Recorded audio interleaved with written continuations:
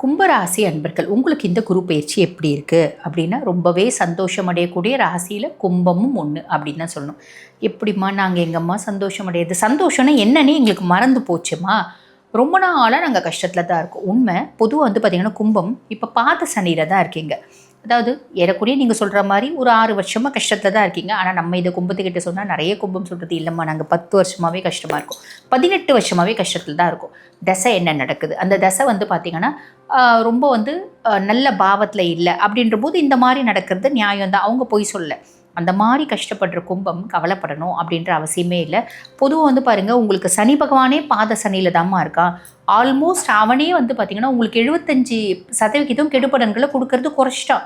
வெறும் 25% தான் கெடுபலன் கொடுக்க போகிறான். இருந்தாலும் கும்பம் படுற கஷ்டம் ரொம்ப ஜாஸ்தி. எதனால் அப்படின்னா, சனி பகவான் இந்த 6 வருஷத்தில் குத்தி குத்தி குத்தி குத்தி நம்மளுக்கு மொத்தம் ரணமாயிடுச்சு. அப்போ லைட்டாக தொட்டால் கூட நம்மளால் தாங்க முடியல. அந்த மாதிரி ஒரு அமைப்பு தான் உங்கள் மனசில் இப்போ இருக்குது. கவலைப்படாதீங்க. இப்போ 6ஆம் மாதம் குரு பகவான் பயிற்சி ஆகிறார் இல்லைங்களா? குருனோட உச்ச பார்வை 9ஆம் பார்வை பாத சனியாக இருக்க சனி பகவான் மேலே படுது. உங்களுக்கு பாத சனியாக இருந்து இவ்வளோன்னு தான் அவர் கெடுக்கிறார். அதுவும் கெடுக்காமல் அவர் பாட்டும் சிவனே அவர் இடத்துல உட்காந்துட்டு இருப்பார். நம்ம போயிட்டு அவரை டிஸ்டர்ப் பண்ண வேண்டாம், அவர் நம்மளை டிஸ்டர்ப் பண்ண மாட்டார். கவலையே பட வேண்டாம். அப்போ அது ஒரு பெரிய ரிலீஃப்மா. தலை மேலே ஒரு பெரிய கூடை ஃபுல்லும் கருங்கல்லை தூக்கின்னு சுமந்தீங்க. எத்தனை வருஷமாக? 6 வருஷமாக தலை மேலே இந்த கருங்கல் கூட இப்போ இந்த பால்னு கீழே போட்டால் எப்படி இருக்கும்? ரொம்ப ஃப்ரீ ஆகிடும் இல்லையா? அந்த மாதிரி ஒரு அமைப்பு. கவலைப்படணுன்ற அவசியம் இல்லை. இது ஒரு பெரிய ப்ளஸ்ஸுமா. அதுக்கடுத்து குரு பகவான் என்ன பாவத்தில் வந்து அமர்ந்திருக்காரு அப்படின்னா 6ஆம் பாவம். ருண ரோக சத்ருஸ்தானம் அப்படிம்பாங்க. தினம் நம்ம செய்யக்கூடிய வேலைகளை குறிக்கக்கூடிய பாவம். குட்டி குட்டி ட்ராவல்ஸ் நம்ம போகிறது குறிக்கக்கூடிய பாவம். அப்போ ரொம்ப நாளாக என்னோட தினம் வேலைகளை கூட என்னால் செய்ய முடியலைங்க. அந்த அளவுக்கு ஃப்ரஸ்ட்ரேட் ஆகிட்டேன். டெய்லி காலையில் எழுந்திரிச்சு ஆஃபீஸ் போகிறது கூட ரொம்ப கஷ்டப்பட்டேன். ரீசன் என்னென்னா, அங்கே அவ்வளோ பெரிய பிரச்சனை. டெய்லி வீட்டில் டைனிங் டேபிளில் வந்து டிஃபன் சாப்பிட்றது கூட ரொம்ப கஷ்டப்பட்டேன். ஏன்னா இங்கே இவ்வளோ பெரிய பிரச்சனை. வெளியே போய் 4 பேர்கிட்ட பேசுறது கூட ரொம்ப வந்து பார்த்திங்கன்னா வருத்தப்பட்டேன். ஏன்னா சமுதாயத்தில் எனக்கு அவ்வளோ பெரிய பிரச்சனை. இப்படி கஷ்டப்பட்ட கும்பம் கவலையப்படாதீங்க. இப்போ 6ஆம் பாவத்தில் குரு பகவான் வந்து உட்கார்ந்துட்டு இருக்கிறதுனால கடன் இல்லாத, நோய் இல்லாத, எதிரி இல்லாத வாழ்க்கையை உங்களுக்கு கொடுக்கணும் அப்படின்னு அவர் முடிவு பண்ணிட்டார். சாலிடாக கொடுப்பார். கொஞ்சம் முயற்சி பண்ணுறீங்க அப்படின்னா மட்டும் போதுமானது. ஹாப்பியாக இருக்க போகிறீங்க. கவலைப்படாதீங்க.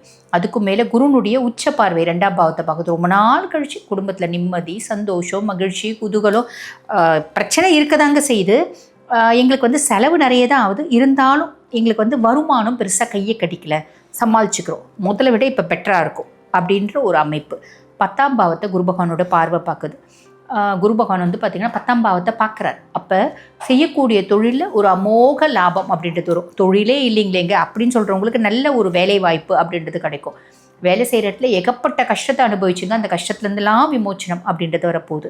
நாங்கள் ஒரு 2 வருஷத்துக்கு முன்னாடி தொழிலை இழுத்து மூடிட்டோங்க. ஏன்னா எங்களுக்கு பெருசாக வந்து லாபம் வரல, உழைப்பு மட்டுமே இருந்துச்சு. இப்போ திருப்பி புதுசாக தொழில் தொடங்கிறதுக்கான ஒரு பிளான் நீங்கள் பண்ணுவீங்க. அந்த பிளான் சக்ஸஸும் ஆகும். ஸோ இது எல்லாமே ப்ளஸ். 12ஆம் பாவத்தை குரு பகவான் பார்க்குறார். ரொம்ப நாள் கழித்து நிம்மதியாக சாப்பிட்டு சந்தோஷமாக தூங்க போகிறீங்க. குட்டி குட்டி டூர்ஸ் போக போகிறீங்க. ஆன்மீகம் சார்ந்த சுற்றுலா போக போகிறீங்க. குலதெய்வத்துக்கு போய் பொங்கல் வச்சு வழிபாடு பண்ணுறது. இந்த மாதிரி நிறைய ஆன்மீகம் சார்ந்த நல்ல விஷயம் செய்ய போகிறீங்க. அதுக்கும் மேலே கும்பம் நிறைய பேர் வீடு வாங்குறது, கார் வாங்குறது, சொத்து பத்து வாங்குறது, நிலப்புலம் வாங்குறது, வண்டி வாகனம் வாங்குறது, இப்படி எல்லாமே நடக்க போகுதுங்க. எதில் இங்கே ஜாக்கிரதையாக இருக்கணும்? ராகு சுயஸ்தானத்தில் இருக்காருங்க. டிப்ரெஷன், ஆங்ஸைட்டி, ஃப்ரஸ்ட்ரேஷன் அப்படியெல்லாம் வரும். இது ராகு வந்து பார்த்திங்கன்னா ஏற்படுத்தக்கூடிய மாய வலை அப்படின்றத புரிஞ்சுக்கணும். அதே மாதிரி இன்னும் சம்பாதிக்கணுன்ற எண்ணம் வரும். அந்த இன்னும் சம்பாதிக்கணும் எண்ணம் ஏன் நல்ல வழியிலே சம்பாதிக்கணும்? எதிர்விட்டுக்கார தப்பாக செஞ்சு தானே சூப்பராக வாழலாம். நம்ம ரொம்ப நேர்மையாக எழுந்து தான் கஷ்டப்படுறோம். நம்மளும் அந்த மாதிரி தப்பாக செஞ்சால் என்ன அப்படின்னு தோணும். நம்ம அதுக்கெல்லாம் லைட் போட்டு வர மாட்டோம். ஏன்னா கும்பத்தில் பிறந்துட்டோம் இல்லைங்களா? ராசி அதிபன் சனி. ஆல்வேஸ் என் வழி தனி வழி, ஆனால் என் வழி நேர் வழியாக தான் இருக்கணும். இல்லைனா உரிய காலம் வரும்போது சனியே நம்மளை வச்சு செய்வான். அப்போ நேர்மையான விதத்துலேயே நீங்கள் நல்லா சம்பாதிக்க முடியும். புரியுதுங்களா? ஆக நீங்கள் அந்த எண்ணத்தை மட்டும் ஓவர் கம் பண்ணிக்கணும். அதே மாதிரி உங்களோட லைஃப் பார்ட்னருக்கும் உங்களுக்குமான இடைவெளியாக தான் இருக்கும். ஏன்னா கேத்து வந்து 7ல் இருக்கா. அது பெருசாக வந்து மாறணும், அது மாறினா தான் நான் நிம்மதியாக இருப்பேன் அப்படிலாம் யோசிக்க வேண்டாம். அது நேரங்காலம், சந்தர்ப்பம், சூழ்நிலை சாதகமாக வரும்போது தானாக மாறிடும். கவலைப்படாதீங்க. சரிங்களா? அங்கே கவனமாக இருக்க வேண்டிய விஷயம் இது அப்படின்னு சொல்லலாம். வழிபாடு என்னம்மா வழிபாடு பண்ணணும் அப்படின்னா, கும்பகோணத்துக்கு பக்கத்தில் ஆதி கும்பேஸ்வரர் ஆலயம் அப்படின்னு ஒரு ஆலயம் இருக்குது. அங்கே போய் கும்பேஸ்வர வழிபாடு பண்ணிவிட்டு நீங்கள் வர்றது அப்படின்றது அபரிவிதமான நற்பலன்களை கொடுக்குமா. வாழ்த்துக்கள். மீன ராசி அன்பர்கள் உங்களுக்கு இந்த குரு பயிற்சி எப்படி இருக்குது அப்படின்னா, ரொம்ப சந்தோஷம் அடையக்கூடிய ராசியில் மீனமும் ஒன்று. எப்படிம்மா சந்தோஷம்? ஏற்கனவே நாங்கள் வந்து பார்த்திங்கன்னா எக்ஸ்ட்ரீம் ஃப்ரஸ்ட்ரேஷனில் இருக்கோம், டென்ஷன் இருக்கும். ஏறக்கூடிய 4 வருஷமாக நாங்கள் பெருசாக நல்லா இல்லைம்மா. கரெக்டு தான். நீங்கள் வந்து பார்த்திங்கன்னா 7 நாட்டு சனியினுடைய மத்தியம பகுதியில் இருக்கீங்க, ஜென்ம சனியில் இருக்கீங்க.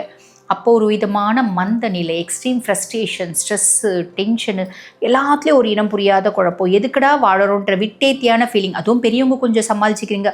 படிக்கிற குழந்தைங்கள்லாம் ஐயோயோ என்னால் படிக்க முடியல, எனக்கு படிக்கிறது மனசில் நிற்க மாட்டேங்குது, எனக்கு குழம்புது, எனக்கு வந்து வெளியே வந்து போனால் நல்லாயிருக்கும் அப்படின்னு வெளியே கூட்டின்னு போக சொல்லுவாங்க. வெளியே கூட்டின்னு போயிட்டு வீட்டுக்கு வந்தால் திருப்பி எனக்கு அதே விஷயம்.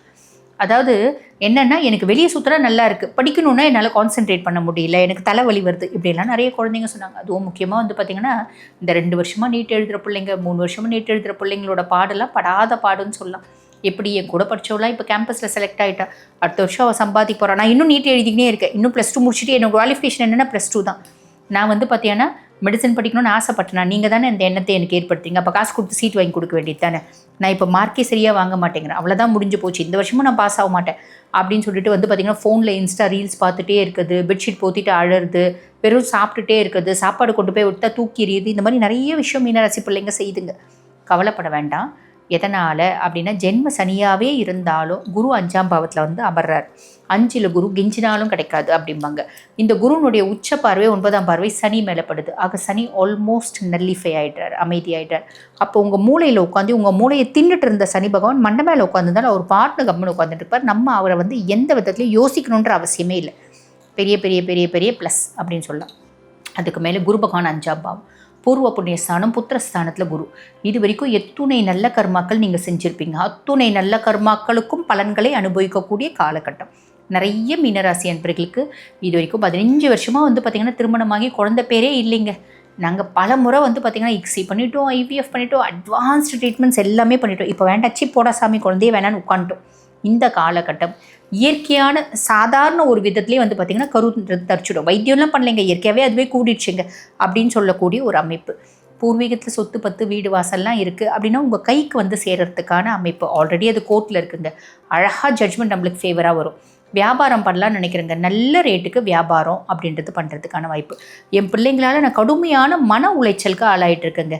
ஒரு நாளைக்கு 10 பஞ்சாயத்து பண்ணுது, 3 வம்பு சண்டையை கூட்டிகிட்டு வருது அப்படின்னா இப்போ அது 4 பஞ்சாயத்து தான் பண்ணும், 1 வம்பு சண்டையை தான் கூட்டிகிட்டு வரும். அப்போ குழந்தைகளோட குணாதிசயங்களில் ஒரு நல்ல மாற்றம் அப்படின்றது வரும். ஆன் தி ஹோல் இது எல்லாமே சூப்பரான விஷயந்தாங்க. எதில் நம்ம ஜாக்கிரதையாக இருக்கணும்? ராகு பகவான் 12ல் இருக்கார். இப்போ 12ல் இருக்க ராகு என்ன பண்ணுவார்? நம்மளுக்கு ஒரு லேவிஷ் எக்ஸ்பென்சஸ் செஞ்சுக்கணும், நமக்கே தான், நமக்கு நம்மளை சார்ந்து ஒரு நல்ல வந்து செலவு பண்ணிக்கணும்னு தோணும். ரொம்ப எளிமையாக சொல்லணும் அப்படின்னா எனக்கு ஷாப்பிங் போகிறது ரொம்ப பிடிக்கும் அப்படின்னு வச்சுக்கோங்களேன். பொதுவாக மீனத்துக்கு பிடிக்கும். ஏன்னா வந்து குருனோட ராசியாக இருந்தாலும் சுக்கிரன் உச்சமடையக்கூடிய ராசி. எனக்கு டீஃபால்ட்டாக கம்ஃபர்ட்டாக இருக்கணும் அப்படின்ற ஆசை உண்டு பெரும்பாலான மீனத்துக்கு. அப்போ ஷாப்பிங் போகிறது பிடிக்கும். 20,000 ரூபாய்க்கு ஷாப்பிங் போகலாம் அப்படின்னு பிளான் பண்ணின்னு போவாங்க. அங்கே போய் 2 லட்சம் ரூபாய் கிரெடிட் கார்டு தேய்ச்சிட்டு வந்துடுவாங்க. அதுக்கப்புறம் ஐயோ ட்ரெஸ்லாம் நல்லா இருக்குது, போடும்போது சூப்பராக தான் இருக்குது, டியூ கட்ட முடியலையே அப்படின்னு வந்து மனசு ரொம்ப கஷ்டப்படுவாங்க. வசதி வாய்ப்பு இருக்கவங்க இதை பற்றி கவலைப்பட வேண்டாம். இந்த மாதிரி ஒரு விஷயமும் நடக்கிறதுக்கு வாய்ப்பு உண்டு. இதில் கொஞ்சம் கவனம் அப்படின்றது வச்சுக்கணும். சரி, வழிபாடு அப்படி நாங்கள் என்னம்மா பண்ணலாம் அப்படின்னா, ஜென்ம சனி இந்த குரு பகவான் அதிசாரமாக பயிற்சியாகி போவார். அந்த குரு பகவான் அதிசாரமாக வந்து பார்த்திங்கன்னா செப்டம்பர் மாதம் அவர் கொஞ்சம் விலகுவார். அதாவது கடகத்துலேருந்து சிம்மத்துக்கு போயிட்டு ஒரு டீசர் காமிப்பார். அடுத்த வருஷம் நான் உனக்கு இந்த மாதிரி பலன்களை கொடுக்க போகிறேன், நீ அதுக்கேற்ற மாதிரி உன்னை ப்ரிப்பேர் பண்ணிக்கோ அப்படின்றது. அந்த காலகட்டம் சனி ஜென்ம சனியினோட ஆட்டம் திருப்பி ஆரம்பிக்கும். எனக்கு ஒரு ஸ்ட்ரெஸ் வரும், இல்யூஷன் வரும், டிப்ரெஷன் வரும், ஆங்ஸைட்டி வரும், இந்த மாதிரிலாம் வரும். அப்போ எப்பயுமே சனிக்கு அப்படின்னு உரிய மரியாதையை நம்ம கொடுக்கணும். ஆக சனி பகவானுக்கு என்ன வழிபாடு பண்ணுறது ரொம்ப நல்லது அப்படின்னா, ரொம்ப எளிமையாக நம்ம சொல்லணும் அப்படின்னா ஹனுமனுக்கு வழிபாடு பண்ணலாம். இல்லை தசரத மகாராஜா எழுதி ஹனுமன் கோயிலுக்கு போங்க. ஹனுமன் கோயிலுக்கு போயிட்டு ஒரு வெத்தலை மாலை சாத்தி வழிபாடு பண்ணிட்டு வாங்க.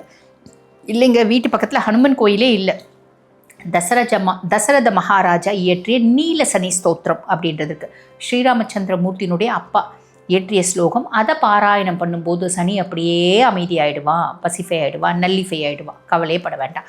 ஆக இந்த மாதிரி சின்ன சின்ன விஷயங்களில் கவனம் கூட இந்த வழிபாடு கண்டிப்பாக குரு பயிற்சி உங்களுக்கு எக்ஸலண்ட்டாக இருக்குங்க.